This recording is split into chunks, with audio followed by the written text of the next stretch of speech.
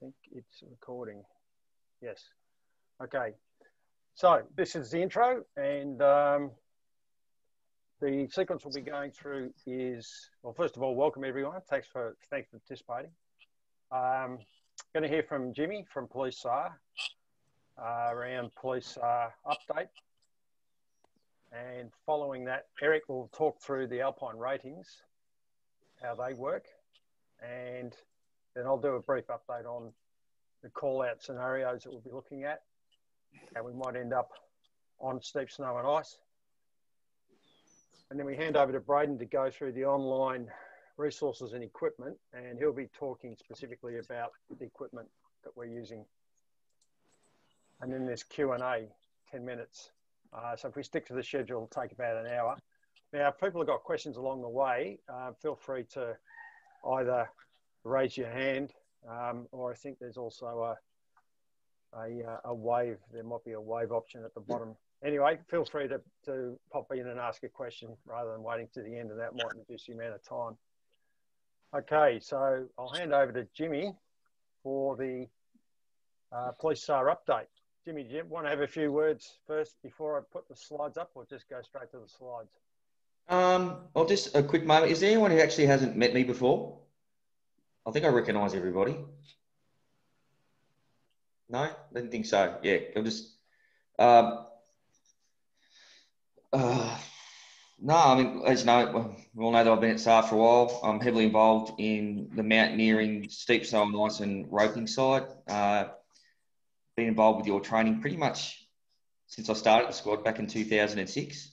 Just to say a few times. What I thought we'd talk about in regards to updates, you sort of want to run off from starting with the perspective of what responsibilities are, or just get into what's been happening?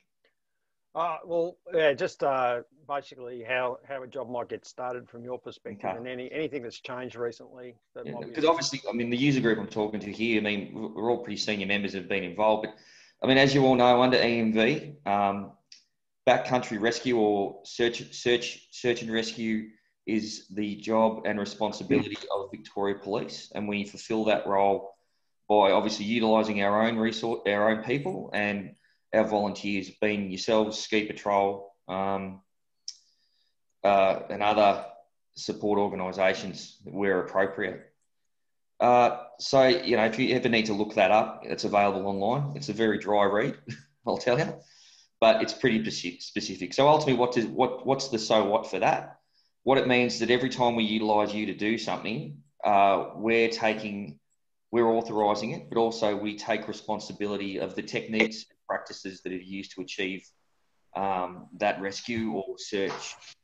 Okay, so that's going to lead a bit more into what Pete and I were talking about is, you know, the use of certain equipment, why we do certain things a certain way.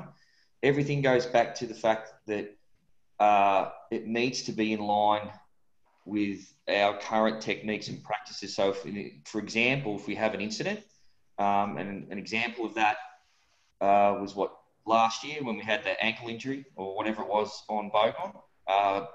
The other side of that incident, which you guys weren't privy to, but you didn't need to be, was I was obviously heavily questioned by WorkSafe in relation to, you know, timelines, techniques used, had I had a risk assessment, you know.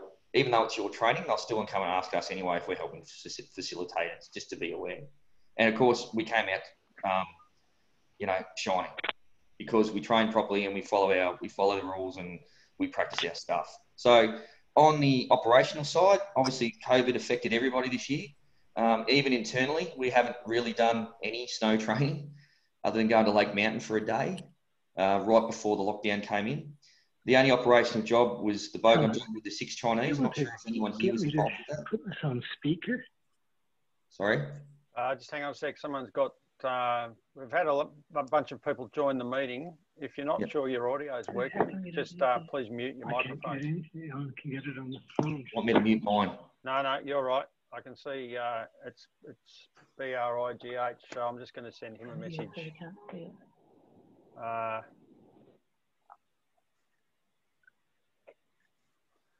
So say, we can hear you, BRIGH. Okay. but there's a bit of feedback or something from your microphone.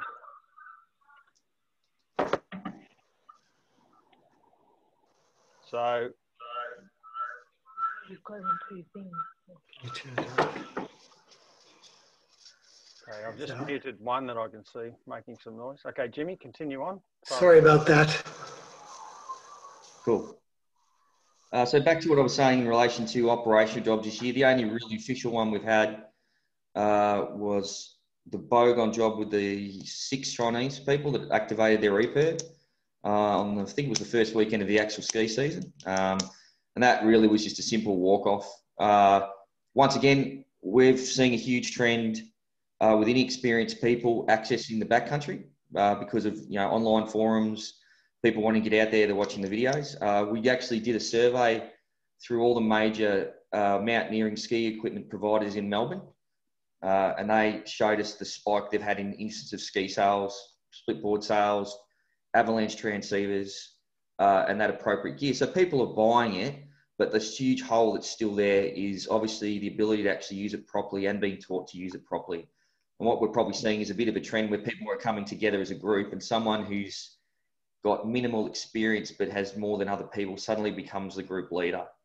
So in that space, and this is more Paulie, as my boss, I know he wants to progress a bit more with that information getting out, but we've got to be careful about how we go about that. Because I mean, we've got a bit of a project running at the moment where we're trying to get 2 ski sleds into Michelle's hut and the other one to Federation. So we've bought the sleds themselves, but that could change the way we do business in a ski season, in that all we then have to do is get someone in that sled and we can ski them down the hill. Obviously a lot faster than having to do a carry out, which you all know takes a considerable amount of time and resources. Everyone happy with that? Yep. Cool. So moving on, Pete wanted me to talk about, the basic setup of the job. So the prelim that will happen with us, obviously we'll get the call from somebody. It'll either come via 000 into our rescue coordination centre. It might be a member who's there. We've got good relationships now they've not been bad, but we've really progressed in this area with our relationships with the CFA, SES and Ambulance Victoria. So we're actually now even getting notifications from them that they're going to the job, because the way the ESTA system tends to work is that a person's in trouble and they'll ring 000 and ask for an ambulance. And there has been cases in the past, and it's been an issue where we as search coordinators haven't been contacted for anywhere between 40 minutes to 2 hours before we're aware the job's in progress. So I guess anything, if you're aware of a job or you're involved in it as a rescuer, and we say the same thing to the SES guys, is if there's a police member there, certainly say, or even the AMBO, if it's definitely, like we said, a police responsibility, even though it's a rescue, you've got to say to them, hey, has 000 been contacted, or the local member? That really helps us. So as you guys know, those you've been around, often we'll be running that job for some considerable time. We may have got that call at 8 o'clock at night, and we finally get to the push the button point, which may come earlier or later, depending on what the information is and what resources are available where we need to deploy. We'll obviously send our team first and utilise local resources, especially in the mountain area.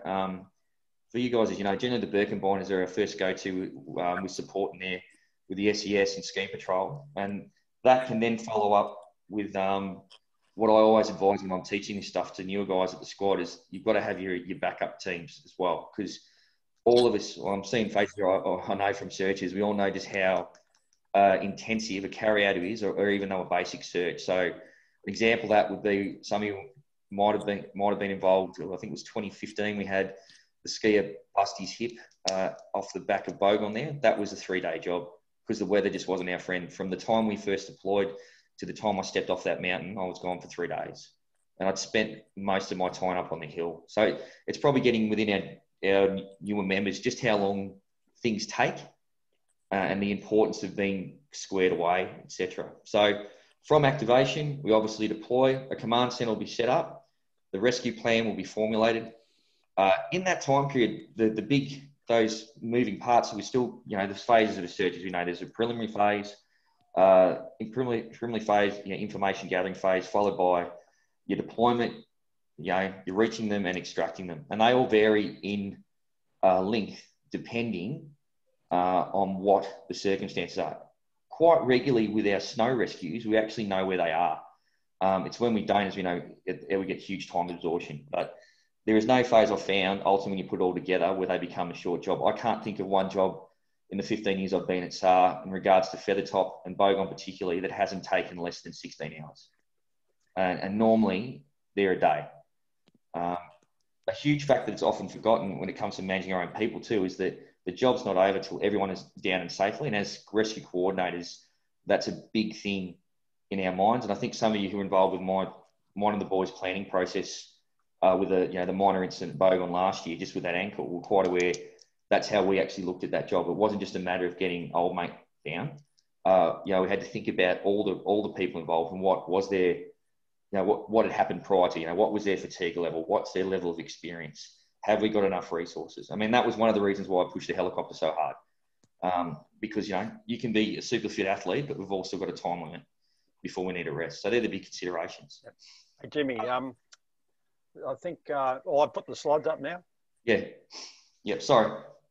That's all right. I'm just doing that now.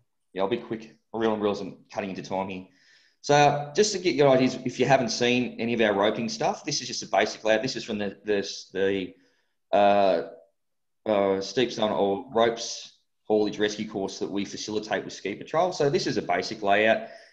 It's not a black art because we use simple and effective systems that are pretty much bomb-proof. Yeah, there are a million ways to do stuff, but this is stuff that's in line with, I'll hold it up, the Emergency Management British Columbia Rescue Manual. I don't know if you can see that. No, you can't because of the background. But we're aligning ourselves more and more with what the New Zealanders and the Canadians do, because they're pretty much the world leaders in both the avalanche rescue side of it and the rope rescue side of it as well. And we have to look at it that way because we're paid professionals. So we're expected, obviously, to operate at that level, not just it's nice to have. So here's it. Obviously, you've got your team members. This is the setup, stretched down the bottom. The blue rope is a safety belay, and the one you can see at the back there, that's either it's a Z pulley or a 2-to-1. Okay, can I have the next slide, please? Yep. So, keeping it simple, the most common anchor you'll see us use is around turf 2.5 inches against a good old tree, because especially in the snow line, these trees are particularly strong. Probably the overriding thing with all this is that generally our members will build all this. They may ask for your assistance if you show the knowledge, but yeah, it shouldn't be a case where you're left to build it by yourself. However, if you're first on scene and you need to secure something and you have the knowledge, like let's say to access someone, and it's within lines of the BSAR stuff you've been taught or search and rescue, there's no issues with doing this stuff. But when we get to actually the planned recovery, all this has to be built a certain way and checked by us. And when I say us, I mean the police. So what I've got here is an improvised system. In your manual that you've currently got, it talks about the MPD, which is what we'll use. But this is an improvised 2-to-1 system. Obviously, the 2-to-1 gives us the advantage that we can use more rope for the actual haul part. Because if I use a 3-to-1, whatever the length of the rope is, I've got to divide by 3, etc. So what I've got here, this is back to an anchor, 2 anchor points behind it. It's got a capture device here with a rescue pulley. All those are rated 3 ton. And the only disadvantage of your 2s really is once they're under load, you can't really reset them. The way we get around it is you'll take up on the safety belay. But what I've definitely found in my own experience of snow rope rescue and the research I've done, most haulage is only at about sort of 60 degrees. So it's just a matter of just getting it up the hill. So for example, when we had the skier with the busted hip, we set that system up 6 times, and I went back on Google and our mapping systems and measured what the distance up the hill was, and we effectively covered 600 metres. That's what it took all day. Had we used a 3-to-1 in that case, we used a 2-to-1, we would have doubled that time because of the lack of reach with the rope. So the sort of stuff, as you guys are aware, we'd ask you to do is help us carry this stuff in, because it's quite bulky and heavy, but we need it. Can I have the next slide? That's just another view to give you an idea how it looks. Slide. This is just another thing that you may not have seen that we do use, a bolt-on 3-to-1 system. So there's a rope that's running to the stretcher, and this is a bolt-on. You can research stuff anytime. The difference, obviously, is that the 3-to-1 isn't integrated in the actual haul rope. Is the big difference. We do use Prussics, but generally just go to Ascenders to start with because they're just easy to use. So this is a blade system just with a basic tie-off on a figure of eights. So we still do use figure of eights. Still one of the most versatile and handy items around. Now these positions usually will be occupied by a SAR member or a highly qualified BSAR or ski patroller. Because we need to know that, if you're not that qualified, ultimately you're going to end up being a haul mill. Next slide, please. This is just an idea to give you an idea how the stretch will be set up.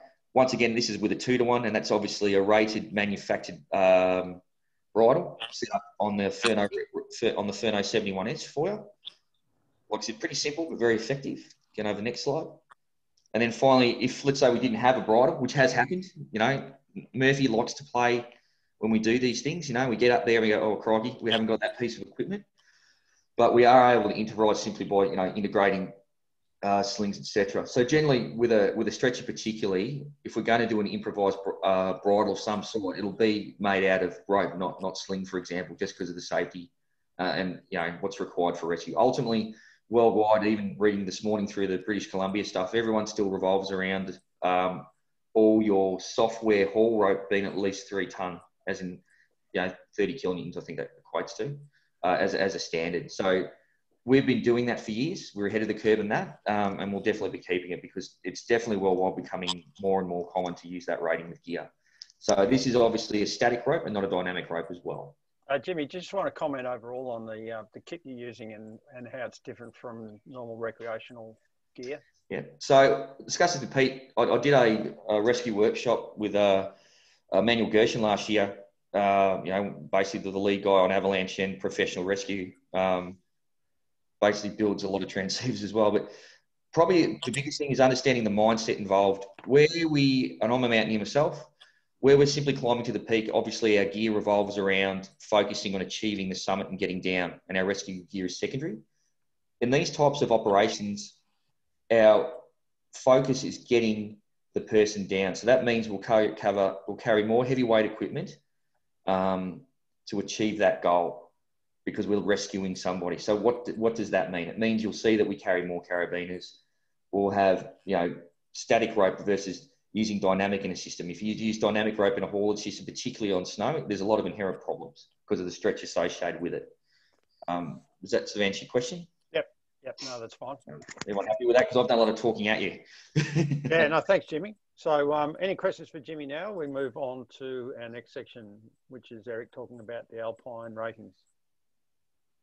I've muted most people that have come in to stop the noise. So if you want to ask a question, sort of maybe wave your hand to show that you want to ask one, and then unmute your microphone, which is the bottom left of the video control. All good? There's too many people for me to see on one screen here. So if you're waving your hand, I might not actually see you. Okay, moving over to Eric to talk about the ratings, and I'll just bring the screen up again so that we can see what's on the manual. So over to you, Eric. Thanks, Peter. Can I be heard okay? Yep. Cool. All right. So in terms of ratings, really we've got 3 main that we're going to really talk to. There's really, I guess, for anyone who's starting, there is no rating. So that's the starting point.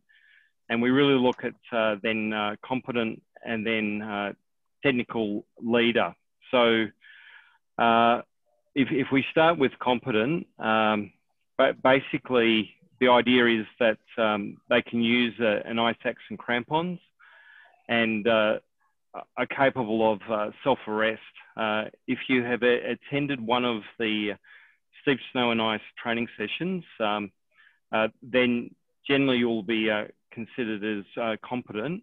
It's also really important that you have your own equipment, and Braden will go through what equipment's needed for steep snow and ice, but that's essentially the minimum requirement of being a SSI rated person. I'll just pause for a second. Has anyone got any questions about that at this point? If not, I'll then talk about technical leader. So this is probably the main one that's sort of changed in the past. And I was looking through our old notes, and I think we first toyed about. Take a work call.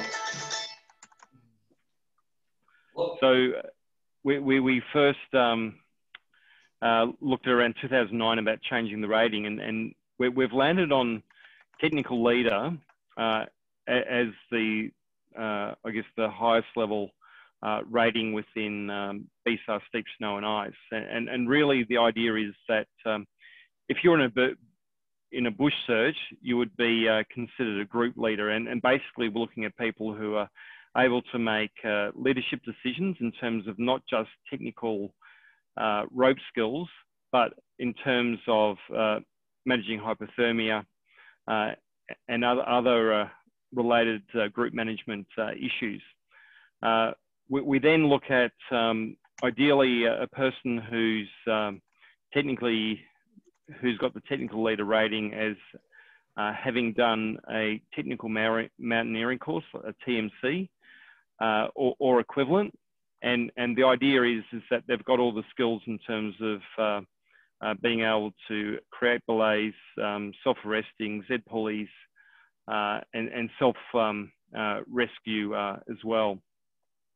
And of course, own all their own equipment. So that's a summary of the different ratings. It's just worthwhile to mention, we record each training SSI training event, and it's the group leaders who, or the people who undertake the training. At the end of the training, we have a session afterwards, and we just go through each of the individuals and we assess it at that point. That's how the assessment is done. It's not done on a checklist or anything like that. It's really, we discuss about each individual and decide whether they're competent, essentially. And the way to maintain your SSI rating is that you need to do an SSI training once every 5 years as a minimum. That's a training or research, Eric, or a SSI okay. job. Yep. Sure. Yep. Okay.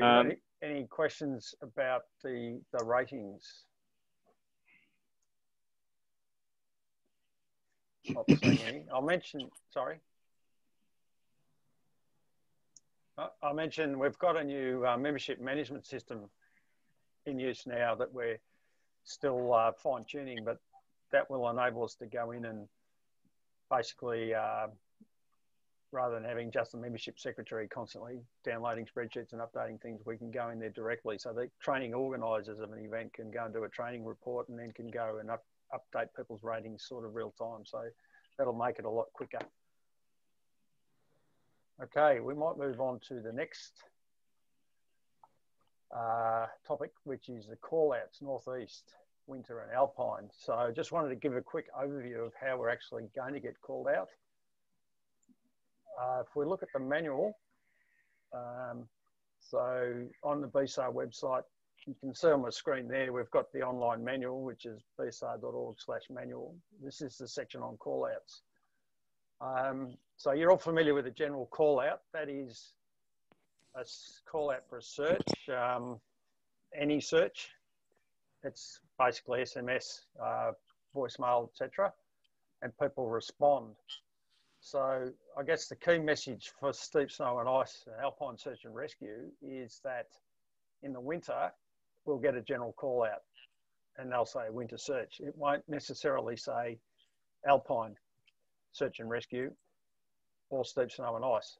So what needs to happen if you've got a steep snow and ice rating is you must bring your full alpine kit, because it could easily turn into that job. And if you respond and you haven't got that kit and you end up on Mount Bogong, well, you won't be able to do the alpine bit if you haven't got your kit. So always bring your kit on a winter search. And you may not use it, you can leave it in the bus, but if it's there, then you can use it.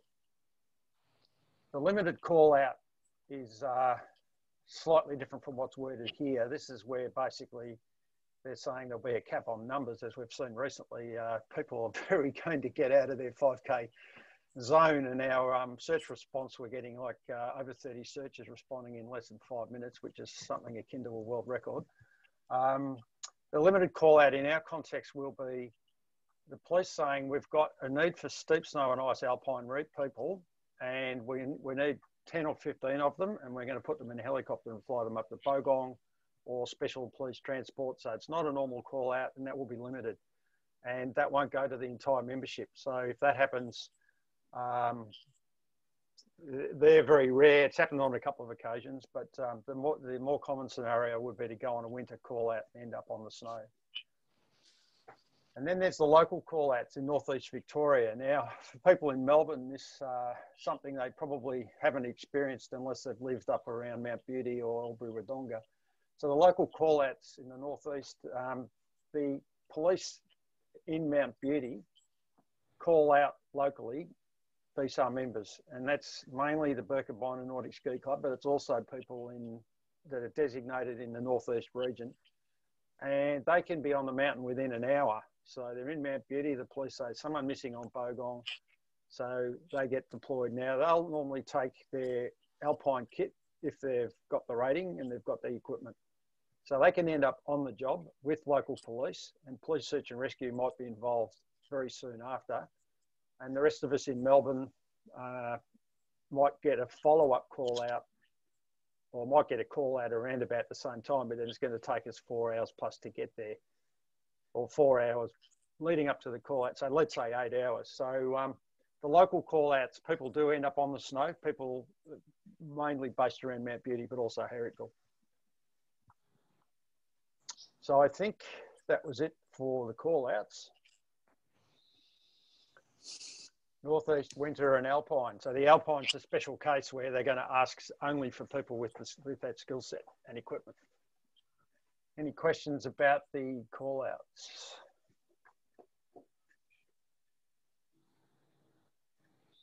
No, for those that have joined recently, oh, Tim is in the waiting room again, sorry. I've actually got to be looking at what's happening with Zoom, because every now and then people go into the waiting room and I have to admit them to the meeting. So you'll see me sort of looking here and there. I'm muting most people as they join. So if you want to say something, you'll need to go to the bottom left of your screen and click the unmute. But if you wave your hand, I'm not necessarily going to see you, because there's a lot more people in this meeting now than what I can fit on one screen.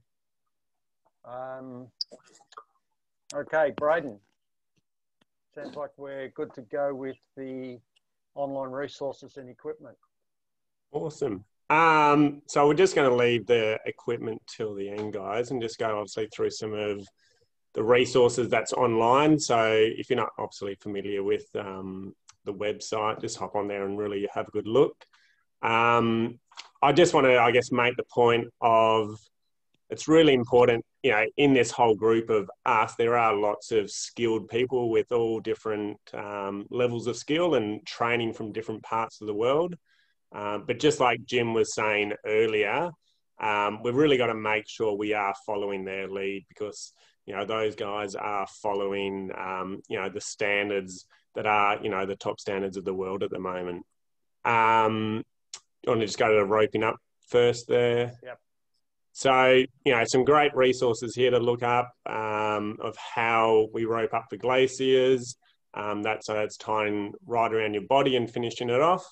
And then down below that, that's one of the fellow police SAR guys, and that's just showing how to finish it off. That part there is sometimes what gets people confused.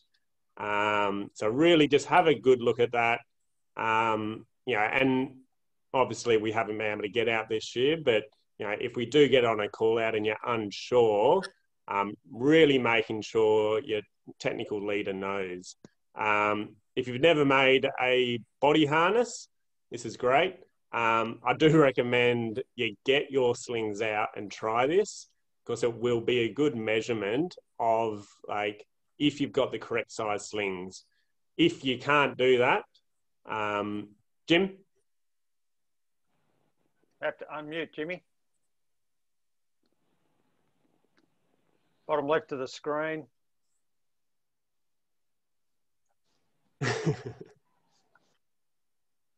Am I back? Yep, you're back. Yeah, sorry. I just want to pipe in really quickly. Sorry to interrupt. All good. Very important skill everyone knows how to do, and very important they can put it on someone else. Multiple occasions operationally where I've had to put this on a patient. Yeah. That's all. Beautiful. Yeah. So it does get used, guys. So, yeah, obviously, circumstance if you're first on scene to a patient who needs immediate attachment, it's really important you're getting that done. Even I probably need to refresh my one. So, yeah, we all have to keep refreshed on that. What's next up here? Setup. So Jim gave a brilliant, obviously, showcase of their Z pulley. They're bringing all the gear up. Biggest thing is just make sure you're following what they are saying. They're going to have, the controller who's in charge of the scene, follow what they need. If you are a person who knows, technical information about that, let them know. That way they'll get you heavily involved. But also know roughly how to set up a safe system, because if we are, in a situation where you might be in danger, get yourself safe as well. But otherwise, always just follow what the police commanders are saying. Next one. Jimmy, did you want to comment that system's not using the MPD, obviously, so that system will vary based on the kit that's available. Yeah, exactly. Yeah, so that was the point I brought up before, is that right there's a figure 8 in there. That's an acceptable piece of gear. It's just got to be a 3-ton one. Yep. That's all. Yep. A lot of avalanche stuff on here. So this is obviously talking about the beacons, search styles and patterns. There's a heap on there that I guess make note that a lot of searches we might go to is later on. And so we're going to be using a large group pattern, but you do need to know how to search individually, because we might be, separated into smaller groups. And if you or one of your, small group members do get in danger, you need to know all those small points. So there's point search there. One victim is located. Yeah, so just make sure you're on top of that. If you've got your own, obviously, avalanche equipment, make sure it's working correctly. I think I've seen people pull out a probe one time and the cord in it was completely shot, so useless. If you're bringing your own gear, but then the BSAR gear, I'm not sure if that's a question for Pete, if that's still getting handed out during COVID time. Well, I think our Alpine searches are over for the year. Yeah, we've got through it. So right now with COVID, we're handing out minimum gear on searches, like almost nothing. So we're not handing out radios, harnesses, vests. Basically, everything we're handing out, people take home with them so that we don't have to clean it and there's no cross-contamination risk. So safety glasses and gloves and those sort of things. If you got your own, bring it. And then I think that last slide is on avalanche safety itself. If you know anything about it, there's always more to learn. I guess, a big takeaway is we do get avalanches in Australia. There was one, up on Hotham last week after the big dump, which someone got caught in. So always be aware. A lot of the assessing conditions is really important. I guess we really look toward the technical leaders to really make good, safe decisions of the terrain you're moving across. We don't ever want to put ourselves, in that danger. I just, one more story here. I was skiing in Norway. The photo behind me there is in Norway. There was some guys skiing in an area, place called Romsdalen, and there'd been a lot of sun and there'd been snow, like a metre of snow had fallen a week or two earlier. So these guys picked an easy angle slope and thought, we're not going to go up a peak, we're just going to ski this easy angle slope. And unfortunately for them, it was a giant wet snow slab and it slid and one of them died. So that was the only fatality I've come across in Norway, and that was on easy angle terrain. It was less than 20 degrees. So this is where avalanche scenarios and what happens in Australia is quite different from what happens overseas in Canada and Probably a bit closer to Norway in some regards, certainly in this, as you're getting into spring. But yeah, just the more you know about avalanches, the better. Yep. So yeah, read up more and more. And yeah, I was going to say, Jim probably is constantly researching and finding the latest information. And yeah, you got something there, Jim? Yeah, I was hoping actually to bring it in this year. I've got a lot of stuff that come back from that workshop, how a lot of techniques have been updated. So if you want to watch anything online by Manuel Gershwin, his stuff's, he's pretty much, you know, one of the world leaders on it. But it's not so much changing, but it's adapting techniques. So we've changed the way we probe now is probably a big one. And also the way as a rescue responder, we look at a scene and all that stuff he's got online and on YouTube, and it's really good stuff. And I'll probably, if guys watch it, next time we do training, we can start to practice it. It will facilitate that quicker. Just quickly, your transceivers, they're held by you guys, is that right? They're not at someone's house or? Yeah, they're in the store. There's 8 in Melbourne and there's 4 in Mount Beauty. What brand are they? The Marmot, they're a mixture of Marmot Pulse and the Marmot Element. The first ones we bought were the Pulse, but the second lot were the Element. Yeah, because of the cheap, yeah. So I'm just curious, have they been updated? No, there's been no firmware updates to them or anything like that.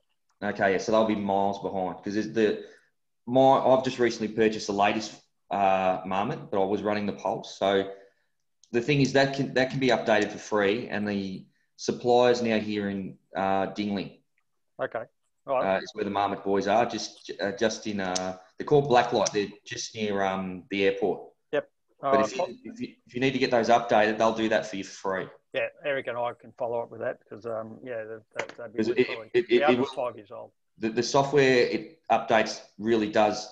Mine hadn't been updated for 7 years, and it made a huge difference to my old one. Like its ability to track and find just changed in 2 seconds. Yep. So they're things you've got to be aware of. Oh, it's good they can be updated. We don't want to necessarily go out and buy a new set because that's very expensive. The trouble is that model's now been discontinued because which I've actually purchased one, the better device. Like the Marmot boys too were doing discounts for ski patrols and stuff. If you look at upgrading them, they might be able to give you some help with it. But we need to get them updated, Eric. Sorry, Pete. Yep. I made a note of that. Thanks, Jimmy. Now, but like I said, they'll do it for free. Yeah. Well, I think there was one last thing I want to mention on that Avalanche page. I think there were some resources right at the bottom. I'm part of the Mountain, I think the other Avalanche page, sorry, Peter. Right at the bottom. The Mountain Sports Collective, and yeah, a few of the other snow safety. So they give, daily updates on snow conditions, on aspects and all that. So it's awesome to, if you're heading up for a search, jump on them for a quick understanding of what the slopes and the aspects are doing. And they just give really good detailed information. So I thought we'd just get in through some quick equipment. So I guess when you're packing your bags, always make sure you got all the standard equipment to make sure you're comfortable and safe overnight. We were chatting earlier about some of the equipment. For the police, it's really important that all your equipment is certified and in date. Okay, so I don't know if you want to just stop sharing your screen there, Pete. Yeah. So I've got... Oh, lost my control. Hang on. Oh.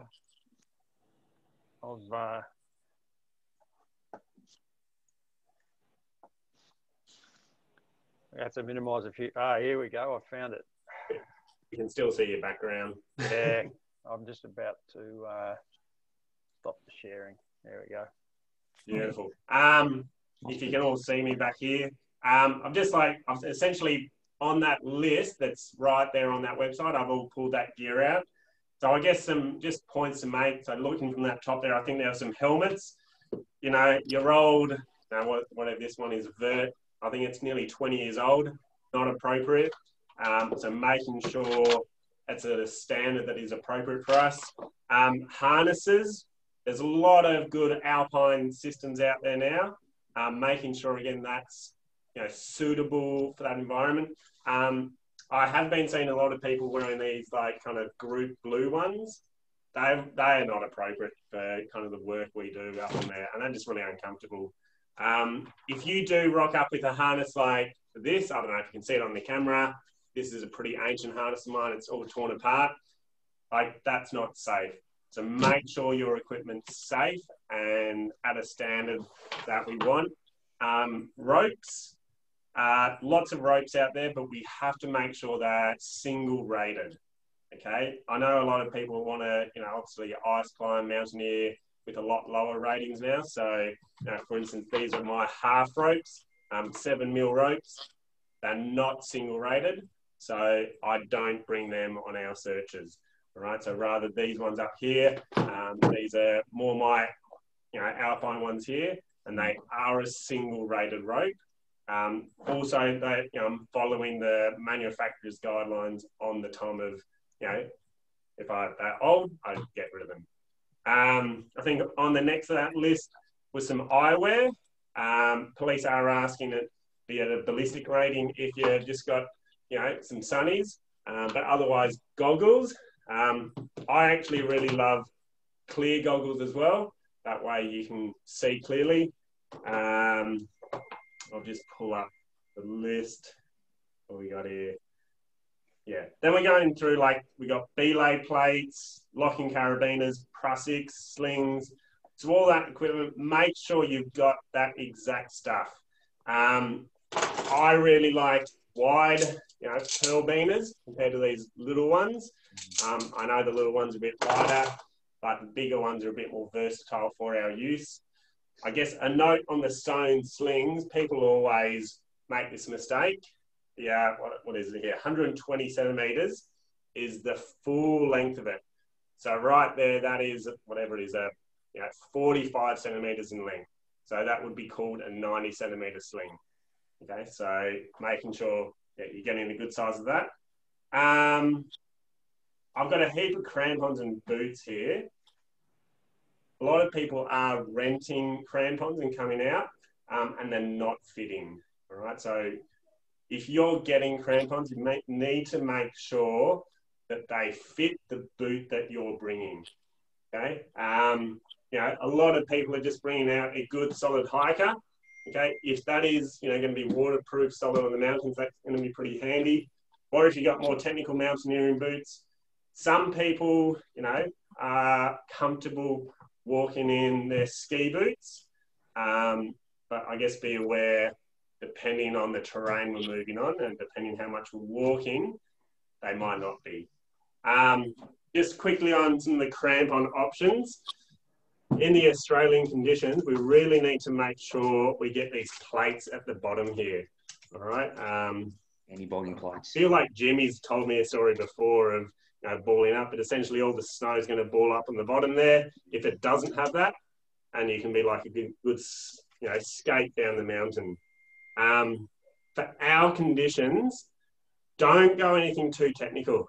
Okay, we want these kind of flat paddles at the front, and they more, I guess, classified as a glacier crampon.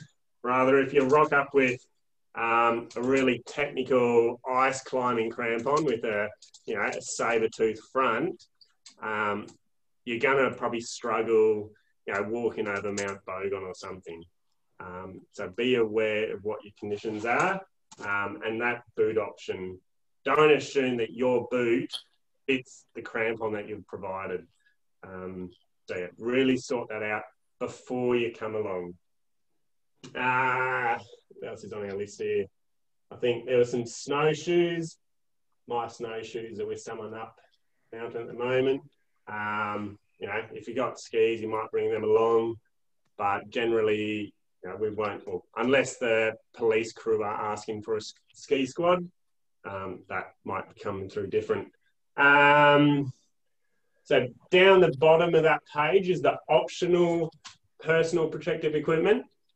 So if you've got it, put it in your bag that we can be on the bus, and we can work that out along the way. So You know, snow stakes, I've got some just like little ones here. You know, the police will bring the kind of bigger ones as well, depending what it is for. But yeah, I like these ones. That's for my personal use as well. Yeah, extra carabiners. Sorry, at the bottom of the other list, we did have ice axe. Don't have anything hardcore. If you go into like Colorado or somewhere, yeah, you can have your technical ice axe. That's completely pointless. Just a good classic mountaineering axe, nice straight shaft, making sure it's got the adze on the end.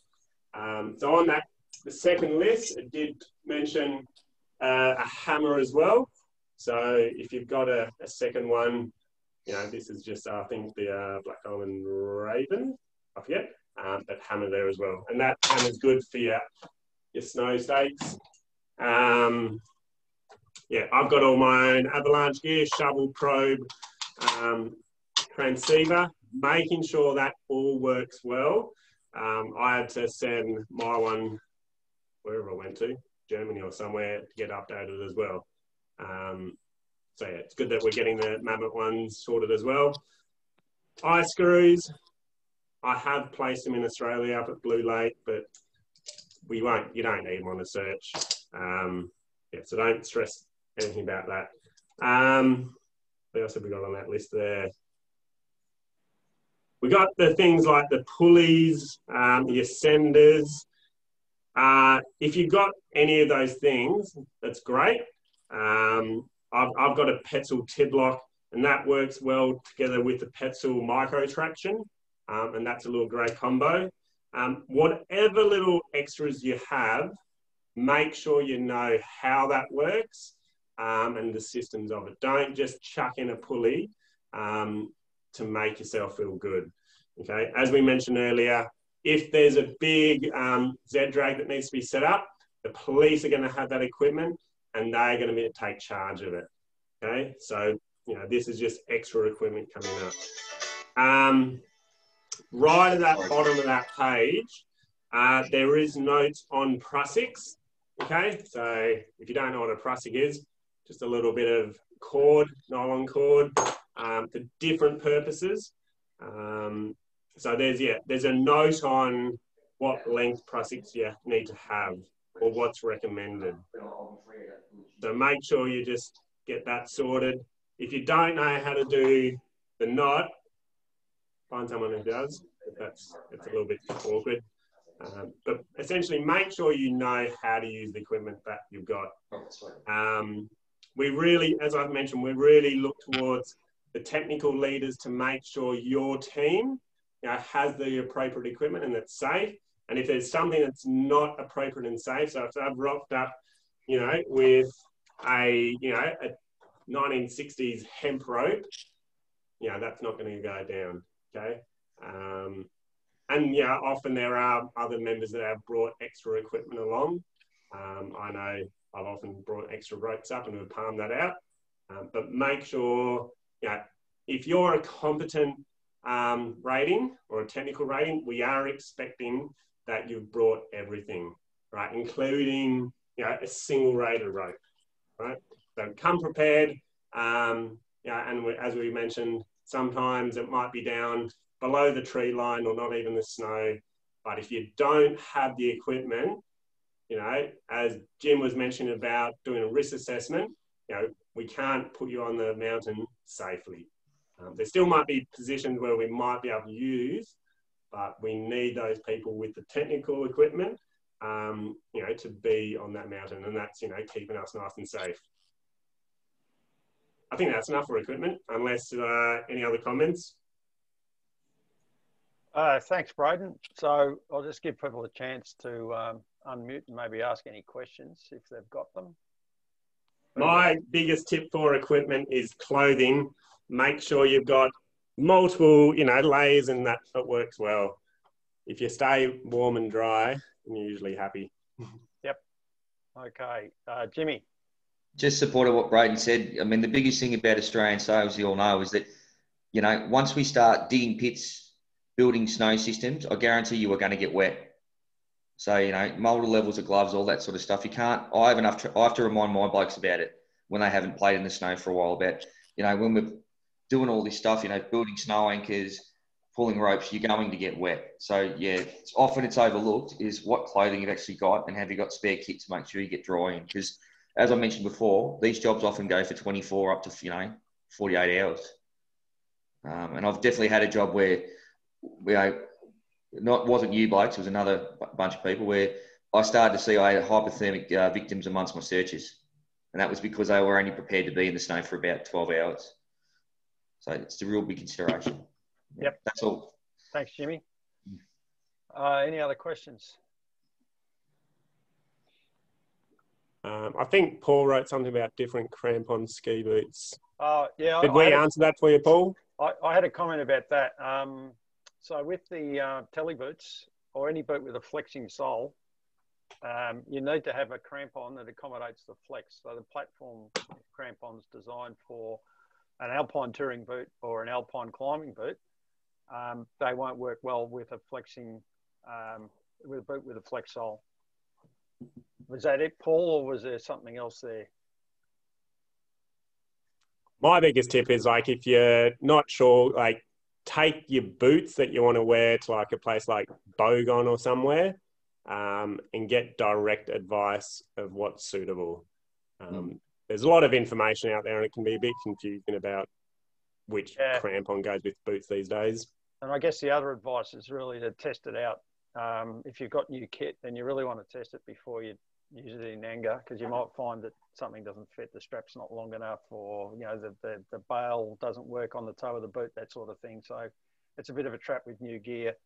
And if you buy a new pair of ski boots, for example, you don't assume that the crampons will fit. They may not.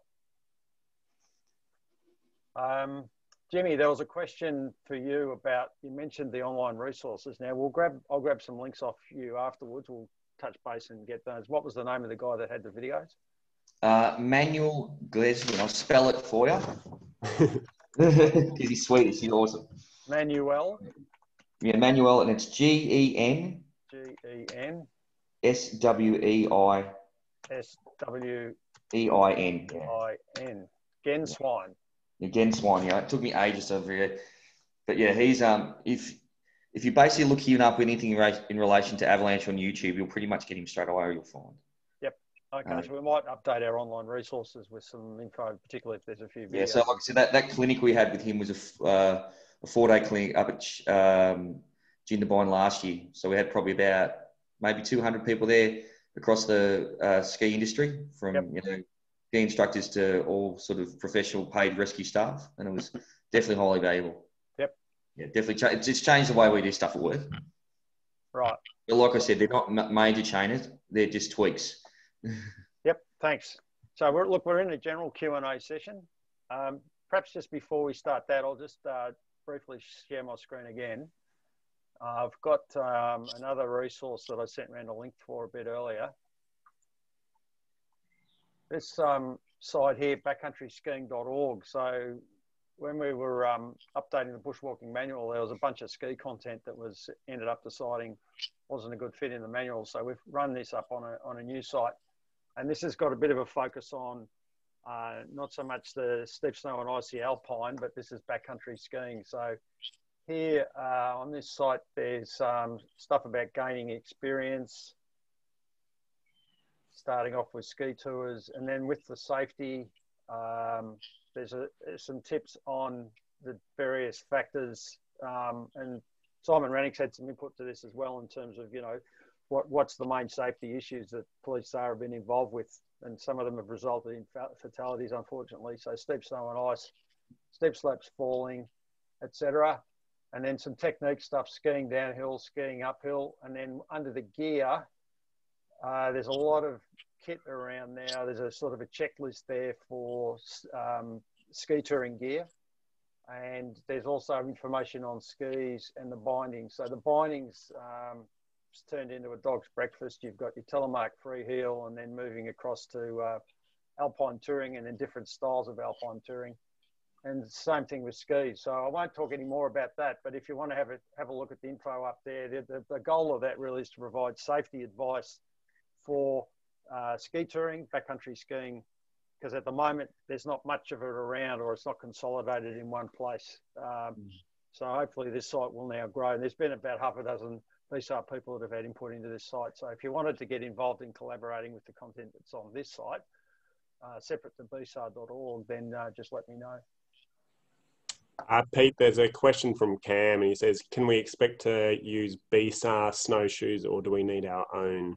Yeah, hang on. I'm just got to figure out how to unshare my screen again. So if you've got your own snowshoes, bring them. If you haven't got snowshoes and they're needed, and the BSAR ones are on the search, as they should be for anything that's alpine, then they'll be allocated. So I don't personally own a pair of snowshoes. I'm thinking of getting a pair. The deal is, when we're on an alpine job, if we haven't got either skis or snowshoes, as we found out on Mount Bogong, you can end up in very soft snow, and it's very difficult to get around, and actually an injury can result. So it's important that we have something to keep us above the snow. In my case, I'm probably the skis. I'll typically have skis, but not everyone's got the skis. So either skis or snowshoes, one of the two, or both, is necessary for when we're in the snow and the ice axes and crampons are not applicable. So we're in deep, heavy snow. We've got to plug our way all the way up a ridge, and we want to basically stay on top of the snow. So yeah, I'm not sure. I think BSAR, the kit, we've got 12 sets of snowshoes and poles. The other comment I'll make is, now having been on a couple of searches, walking poles have turned out to be a good thing to have. So people that don't routinely use walking poles, and I use them intermittently, I will now be taking a pair of collapsible walking poles on every search. Because spending half a day walking down Donna Buang, having poles was a bonus. Good for safety. So I've lost track of the chat. Is there anything else popped up in the chat that anyone's seen? And I still can't find my... No, that's all the questions at the moment. I'll just say with the snowshoes, if you've got the Yowie snowshoes, I would say they are not appropriate usually for our conditions, because we've got to go up and down over steep terrain, and you know, they might be good just to slog around some flat Mount Bogong or something right on top, but generally where we need to be. I think I saw Jimmy very excited with the no comment there. Well, they are the worst snowshoe around. And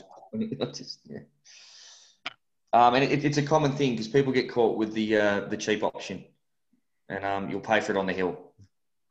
Yeah.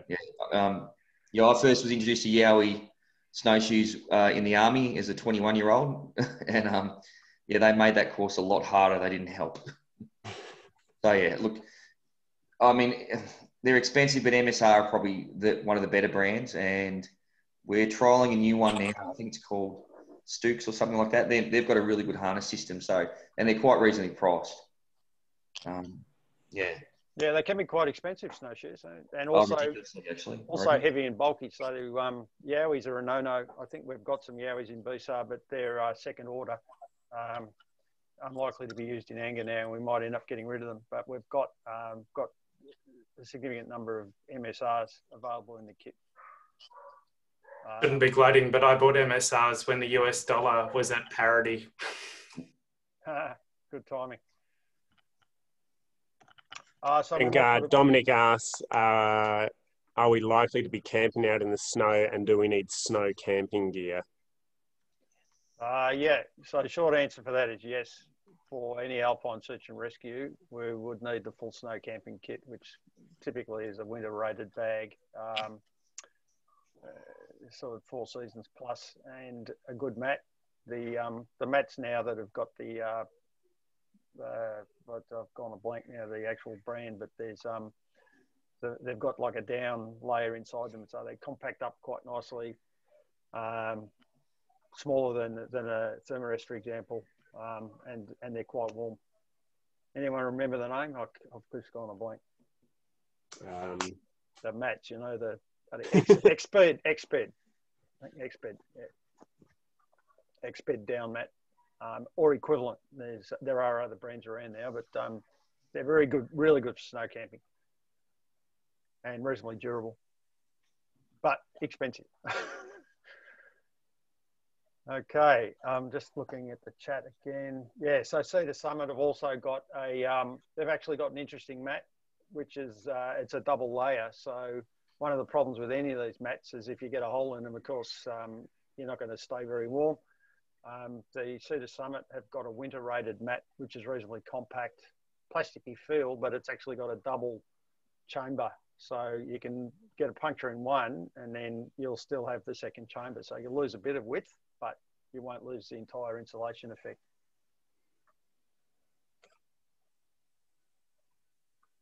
Okay, Sinmat. Yeah, Sinmat is a cheaper version of the Xbed down mat.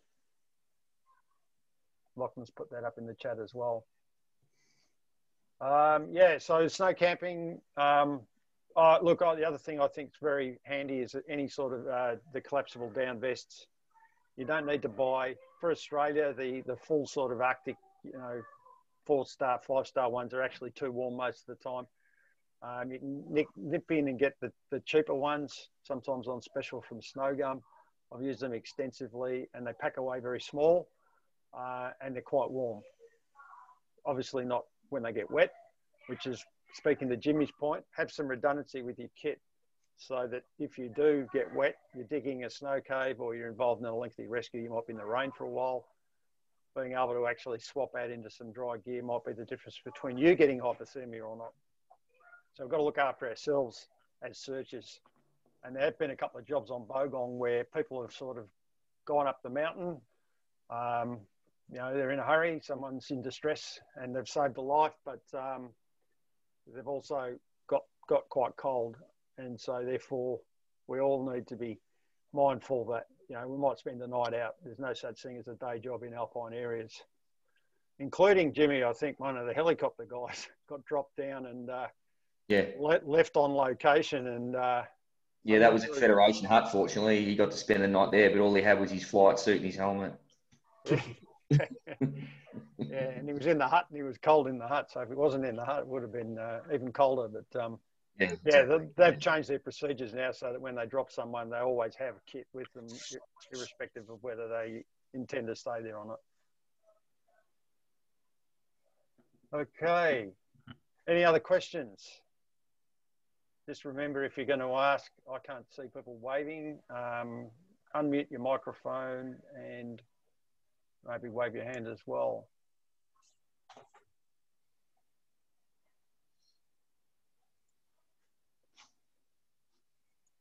I'm just looking through, quick look in the chat. Okay, so what I might do is I'll record a video of this. The video is recorded. I'll put it up on YouTube so that we can go back and look over it if we want to at some stage. And publish it as an unlisted YouTube video so that it won't sort of pop up in search rankings and so forth. So we'll have a chat about that. Richard, did you have a question? I think you unmuted. No. Okay.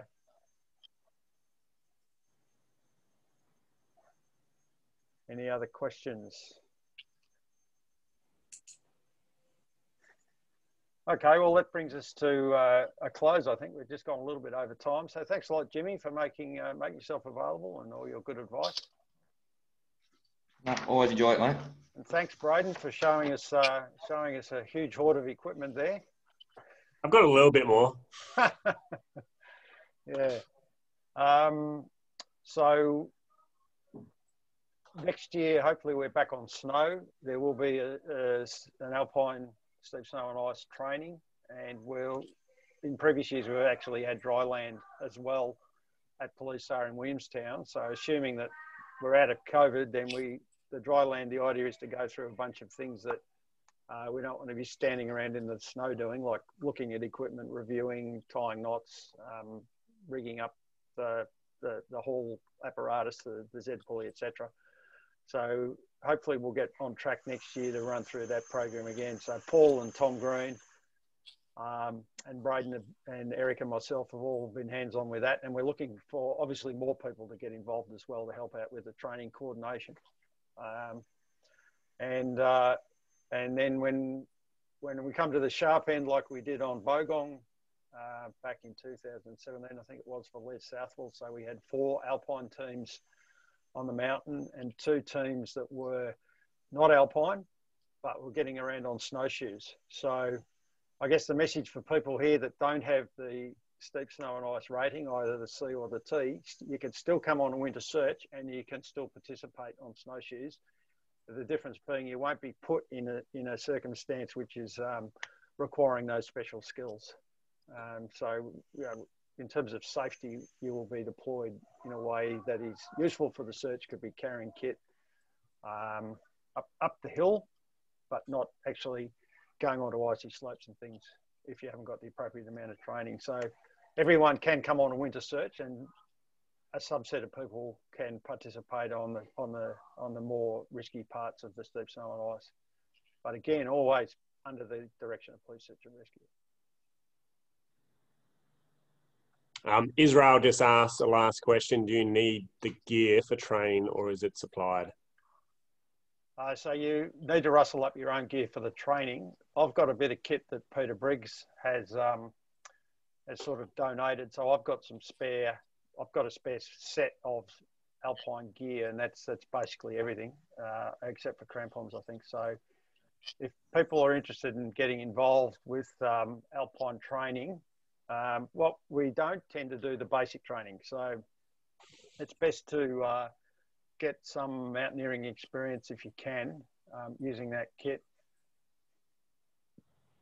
But if people are short of gear, we can put the word around and see if there's something available. It might be an axe, crampons are actually pretty tricky because they're very specific for the strap system and the bail and how they fit a boot, etc. So you probably need to think about getting your own crampons. Some of the other kit, you might be able to beg, borrow, or steal. But all the basic winter snow camping stuff, that's all your own. So our primary goal is for everyone to have their own kit. We actually do not, BSAR, the only kit that BSAR provides for alpine is the snowshoes and the poles that go with them, and then the Avi kits, that's the shovels, the transceivers, and the probes. That's basically it, I think, Eric, for our alpine stuff, isn't it? Yep. Yeah, so You've got a question. getting hold of that gear is obviously a bit of a challenge. If you're going to go ski mountaineering, you'll use it for that. If you're going to go alpine climbing, you'll use it for that. But if you're not sure, there's no necessity to go out and get it. It's an optional activity in BSAR, and I think out of our 240 odd people on the list, there's around about 50 or 60 that have got the rating, and of those probably 20 or 30 have got technical. So technical means that you need to have a bit more equipment and have a higher skill level, as Eric was saying earlier. And a technical rated person will be making decisions and actually leading groups in the field. So it's a technical leader. It's really not just technical, it's actually being able to lead one of the groups in the field. Jim's got something. Yeah, I just really want to say, I mean, what's missed with this training stuff is that, and we have the same problem with our offices, we just can't rely completely on a training cycle to get people up to speed. So I can't emphasize enough that once you've done whatever level of training, and in the question of gear particularly, you need to get out there and do it in your own time.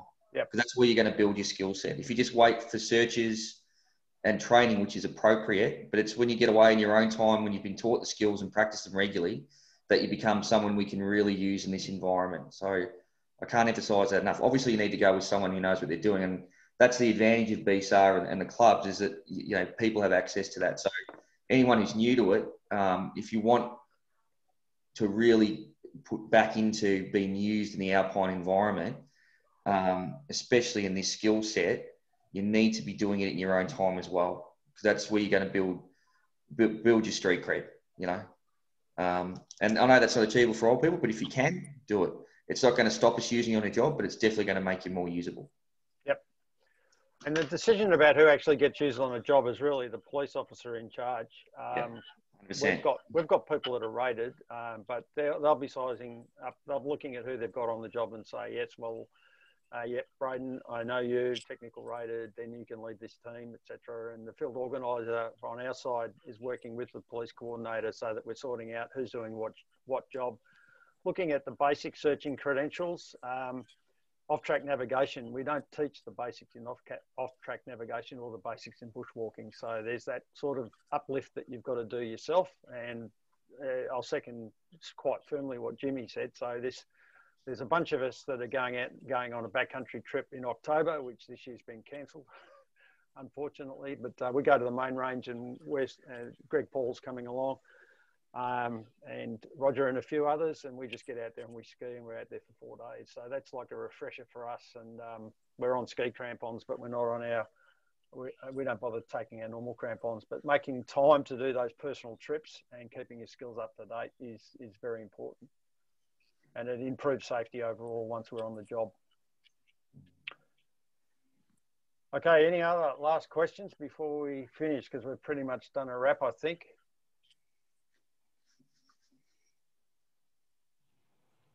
Give people a chance to unmute and ask. Anything else in the chat? Oh, okay, so thanks a lot, everyone, for attending. And thanks a lot, Jimmy, for helping us out. No, anytime.